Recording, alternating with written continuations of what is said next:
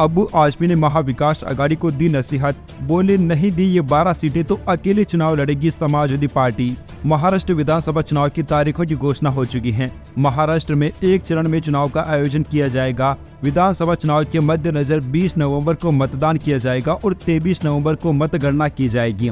इसे लेकर अब समाजवादी पार्टी के मुंबई और महाराष्ट्र के अध्यक्ष अबू आजमी ने महाविकास आघाड़ी के घटक दलों में उनके नेता यानी कांग्रेस, उद्धव ठाकरे और शरद पवार को नसीहत दी है। उन्होंने कहा है कि उनसे चर्चा किए बिना उम्मीदवारों की लिस्ट न जारी की जाए। अगर ऐसा किया तो समाजवादी पार्टी महाविकास आघाड़ी से बाहर निकल जाएगी।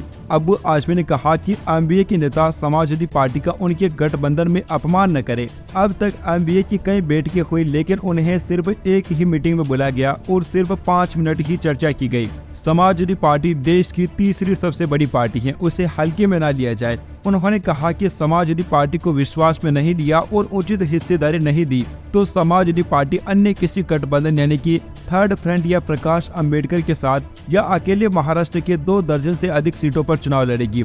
और फिर मुस्लिम वोटों का बंटवारा हुआ तो उसके लिए समाजवादी पार्टी नहीं बल्कि महाविकास आघाड़ी जिम्मेदार होगी। अबू आजमी ने कहा कि महाराष्ट्र में समाजवादी पार्टी ने 12 सीटों की मांग महाविकास आघाड़ी से की है। 5 सीटों पर समाजवादी पार्टी ने तैयारी पूरी कर ली है। इंडिया टीवी से बात करते हुए अबू आजमी ने 5 सीटों का नाम भी गिनाया। उन्होंने कहा कि Mankhurd, Shivaji Nagar, Govandi, Bhiwandi east, Bhiwandi west, Malegaon, Dhule seat पर तैयारियां समाजवादी पार्टी ने कर ली हैं। इसके अलावा मुंबई की अनुशक्ति नगर सीट, वर्सोवा, औरंगाबाद ईस्ट, बालापुर, बाईखला ऐसी कुल मुस्लिम बहुल 12 सीटें हैं जिसकी मांग समाजवादी पार्टी ने महाविकास आघाड़ी से की है।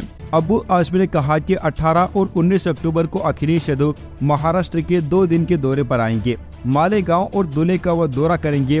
अगर समाजवादी पार्टी को सीटें नहीं दी गई या हामी नहीं भरी गई तो अखिलेश यादव से चर्चा कर समाजवादी पार्टी अलग चुनाव लड़ने की तैयारी शुरू करेगी।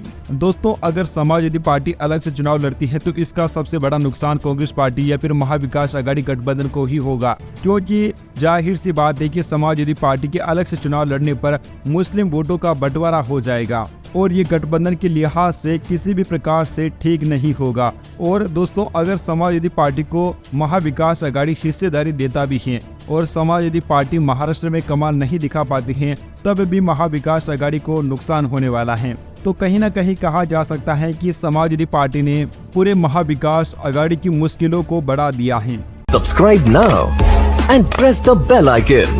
Never miss an update.